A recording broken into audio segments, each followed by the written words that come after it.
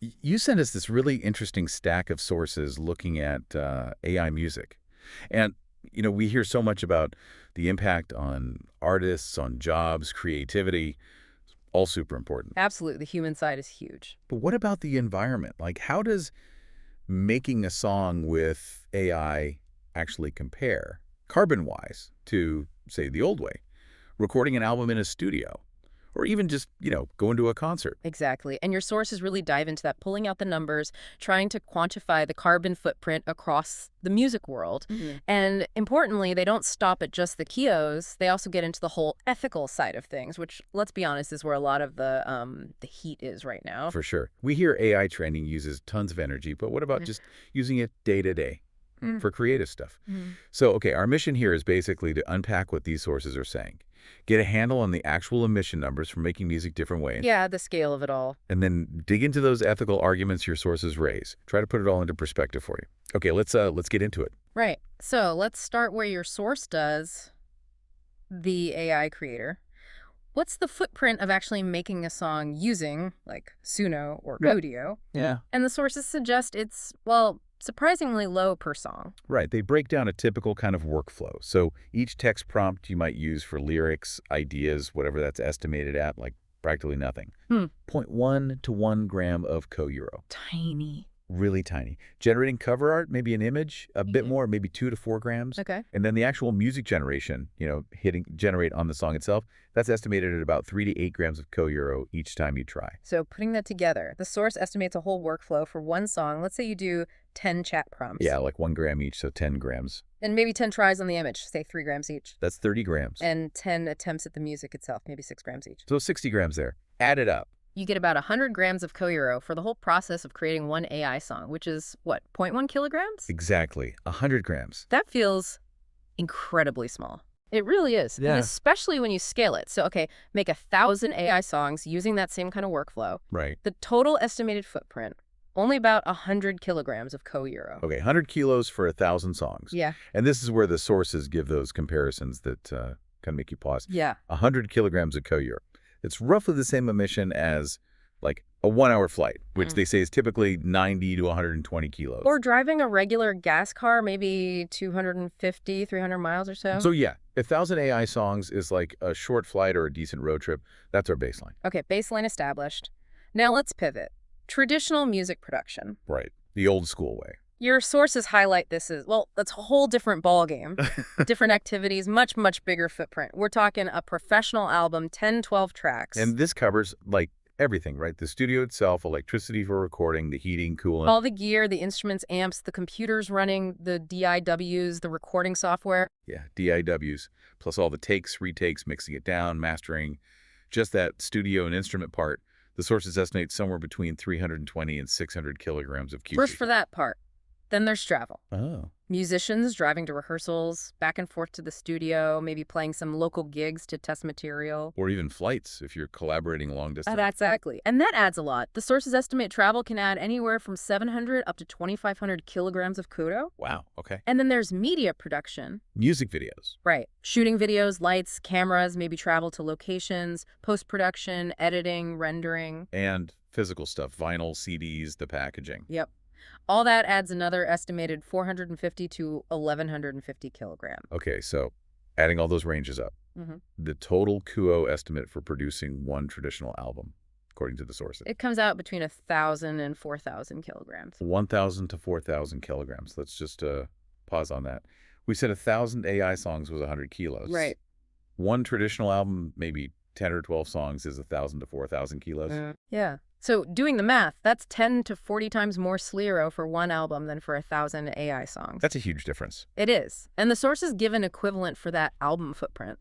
It's like driving your gas car somewhere between 5,000 and 15,000 miles. Just for one album's production cycle. Okay. So yeah, big difference in scale there. Right. So just to recap the environmental numbers from the sources so far, one AI song, maybe 100 grams. Yeah. 1,000 AI songs, around 100 kilograms. Pretty low impact, relatively speaking. But one traditional album, studio, travel, media, you're looking at 1,000 to 4,000 kilograms. Way, way higher impact. The sources are clear. AI music isn't zero emission. Nothing is. Yeah. But compared to that whole complex, resource-intensive process of making a commercial album the traditional way, it's a fraction. AI could be a more sustainable route for recorded music if you're intentional about it. Okay, but recorded music is only part of the picture, isn't it? Not at all. Your sources also tackle live concerts, and spoiler alert, the footprint there is massive. They break down a 10,000-person event. And the numbers are pretty wild. Mm. The biggest chunk, like by far. Mm. It's not the stage, not the lights. It's people getting there, attendee travel. Yeah.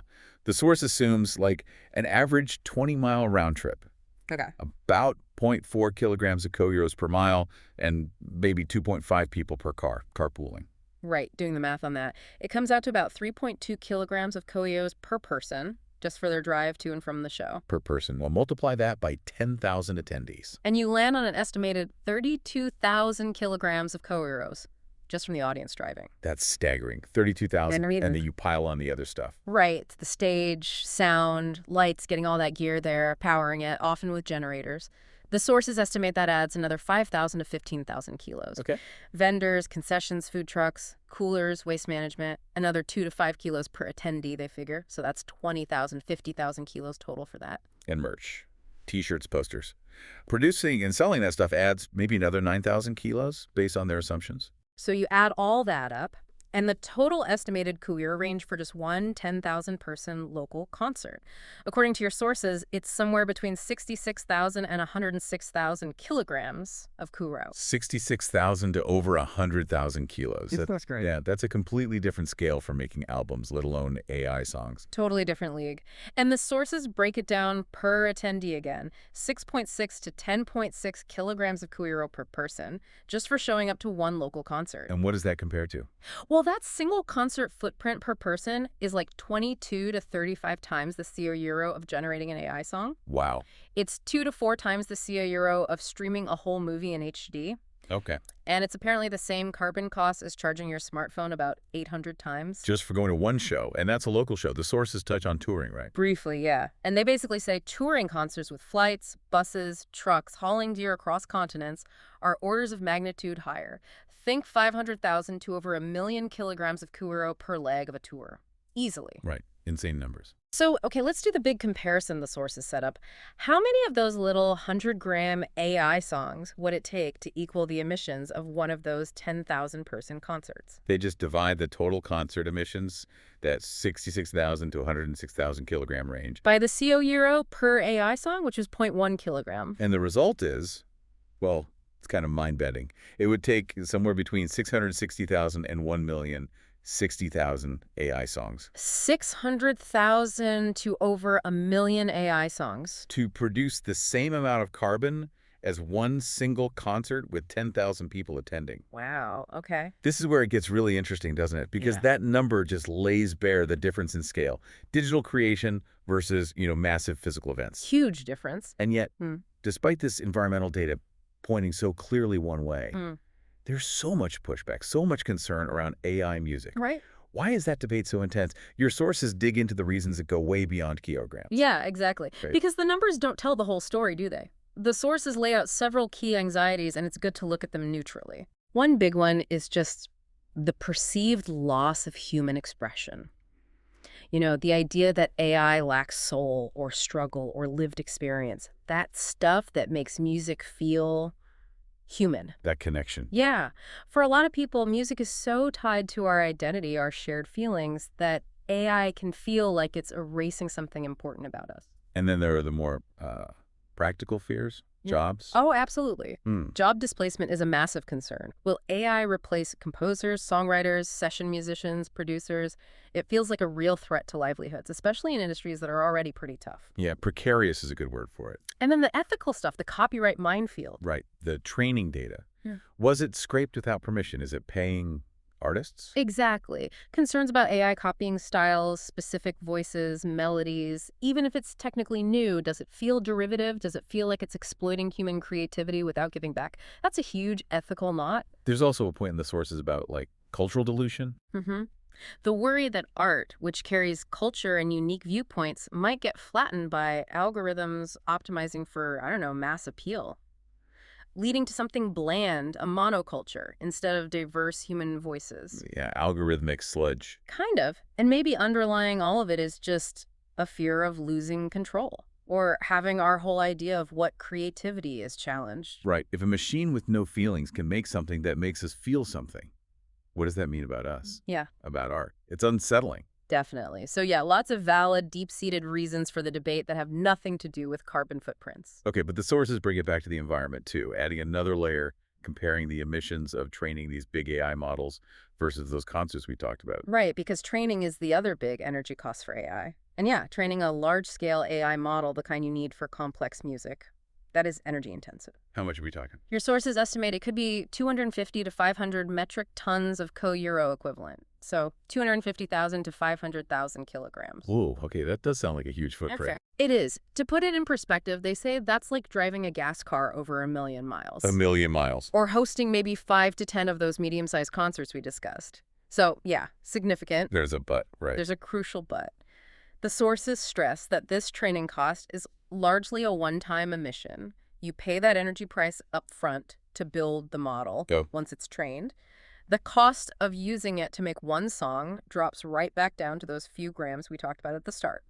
The marginal cost, the emission per use, is incredibly low after that initial hit. Ah, okay, so contrast that with concerts. Exactly. Concerts, as we saw, are high-emission events every single time they happen. Right. Whether it's 50 tons, 500 tons, that spike happens again and again.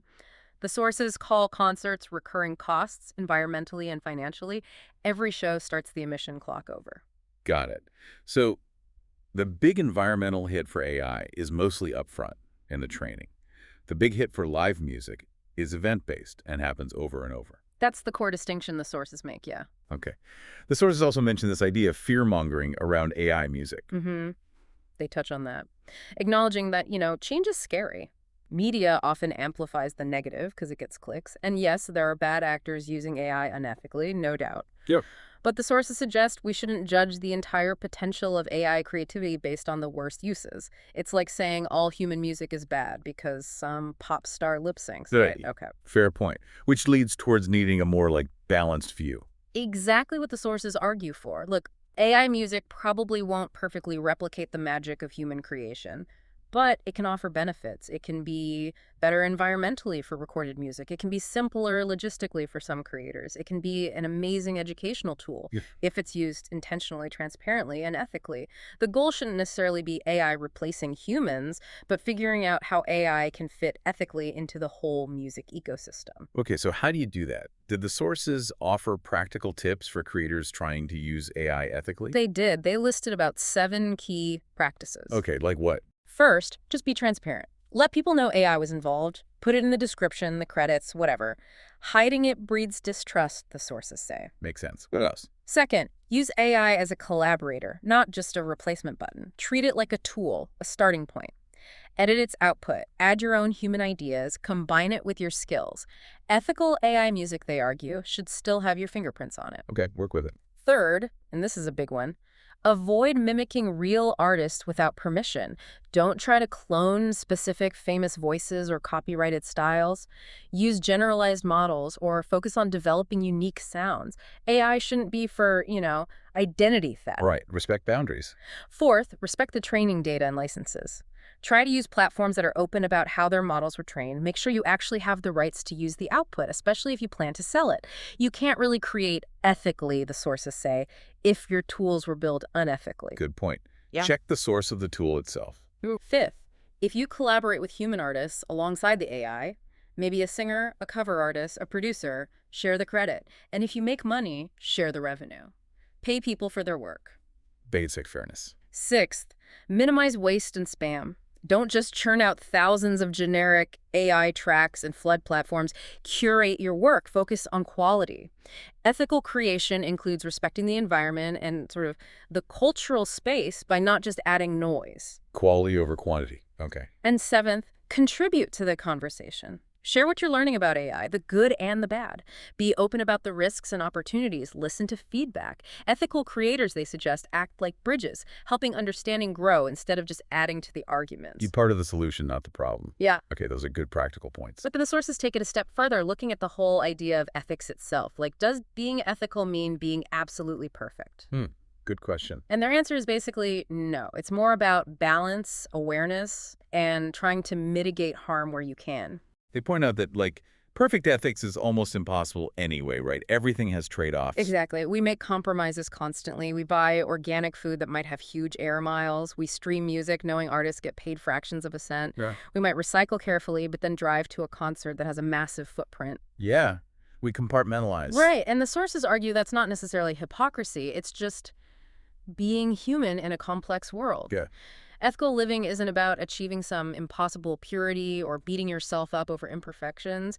It's more about honest intention, reflecting on your impact, and trying to do better when you know better. They list other examples too, right? Like entertainment trade-offs we accept. Yeah, the huge carbon cost of blockbuster movies, the sometimes manipulative nature of reality TV, using fast fashion for music videos, the environmental impact of big sports events or massive concert tours. Right, none of those are ethically spotless. Not even close. But we often accept those costs because we value the experience, the entertainment, the connection. We weigh the pros and cons, maybe unconsciously. So the sources are saying, don't let the perfect be the enemy of the good, essentially. Pretty much. It's okay to say, look, I use AI in my music because it helps me create. I try to be transparent. I try to respect artists, but I know it's complicated and maybe not 100% perfect.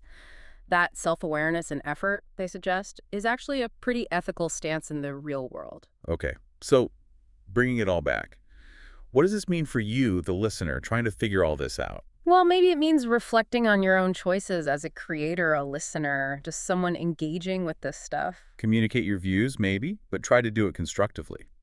Foster understanding, not just point fingers. Yeah, and adjust your own practices if you learn something new, but maybe don't get paralyzed by guilt if you can't be perfect. Lead with intention, with curiosity, not just fear. The sources seem to suggest the world needs creators who are aware and caring. Maybe more than it needs creators who claim to be perfectly ethical. It's a really interesting takeaway.